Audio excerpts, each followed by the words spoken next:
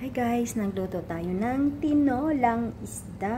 Madalian lang guys. Itong tinolang isda na to, in-steam namin to kaso malaki siya.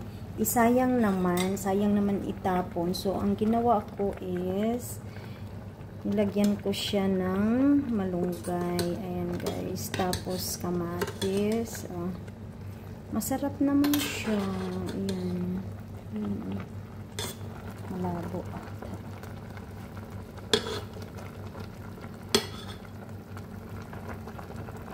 Tanlad at saka kamatis. Ito yung malunggay natin. Tapos kamatis. Tapos tanglad. Ayan. Tanglad is live.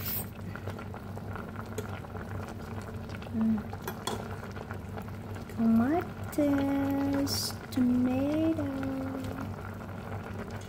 Ayan guys. Iwan lang natin ng konti.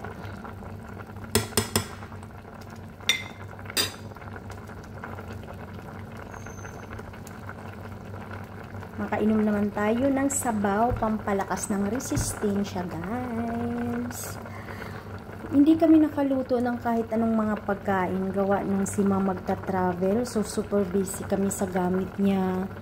Pasok labas yung mga gamit niya, tapos basta ang daming asikasuhin namin talaga pag si Mama magta-travel kasi magko-compete kasi siya dun sa London. Saka yung mga shoes niya, mga gown niya, makeup, mga accessories, so kailangan naming aayusin yun lahat guys.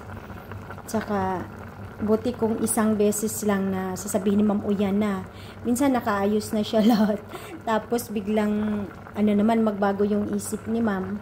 Tapos, pag may naisipan na naman siya, ipapalit na naman siya. So, hindi kami matapos-tapos talaga. Pero, okay lang din kasi, yan nga, trabaho naman natin yung pagsisilbihan yung amo natin. So, yun. Hindi pa kami tapos, pang 3 days na ngayon pag-impake namin sa gamit ni Ma'am. Hanggang ngayon hindi pa mapasok-pasok sa luggage niya kasi nga hindi pa final decision. Pag mag-final decision si Ma'am, na yan, last minute na yan. Kasi bukas yung flight niya, 8 o'clock ng umaga. So, mamayang gabi, hindi na kami makatulog na naman ito kagabi. Natapos kami ng like 12 or magwawan na ata. So, yun. Ganun na naman gagawin namin mamaya. Ganyan kasi si Ma'am talaga. So, okay lang kasi that's life. Oh guys, habang hinihintay natin yung pinakuluan nating isda or tinulang ulo ng isda, chika-chika lang. Ay, may usok. Naging malabo na. Ay, ang sarap. Magugustuhan siguro to ni Ma'am. Pero medyo maalat. Sa amin na lang to ni Sumi. Wala kaming ibang ulam talaga as in. Ay, may shaokay naman. Siguro mag-init na lang din ako ng konti dyan. Para kahit pa paano may naman din. May talong sana ako dun Napapagod nga ako mag-ayos kasi mag-ayos magayat. Kasi nga madami pa akong gagawin. Si Sumi, dinala ni Ma'am, magpa-facial sila. So, ako lang mag-isa ngayon. Tapos sabi ni Ma'am, kakain muna ako. 2 o'clock na. Naghintay lang ako nito. Papakuluan ko lang siya guys. Tapos kakain na ako. Ayan yung kanin natin. Tapos na guys. So, yun. Inihintay ko na lang yung, yung sabaw. Tapos kakain na. Kakain na tayo guys. Yun yung rice namin. Uy, kayo ba pag nagsasaing kayo ng kanin, nilalagyan nyo ng oil, tapos vinegar, at saka salt. Masarap pala siya guys. Try ninyo. Like 1 teaspoon oil, 1 teaspoon sugar, teaspoon nga. Yung kutsarita. Tapos, oil din 1 teaspoon guys. Sobra. Masarap siya guys. May lasa siya guys. Oh. Sarap niya.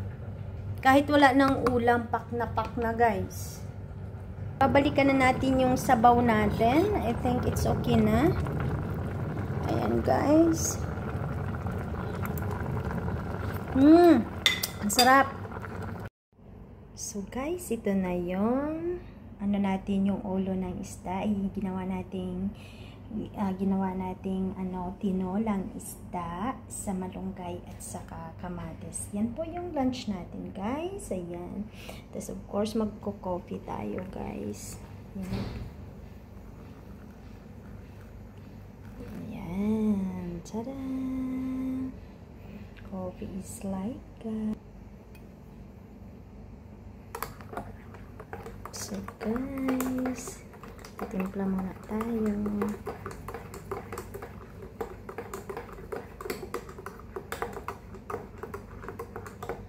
Yan, kain guys. Tas may siyaw kayan, parang adobo lang sa atin. Let's eat guys.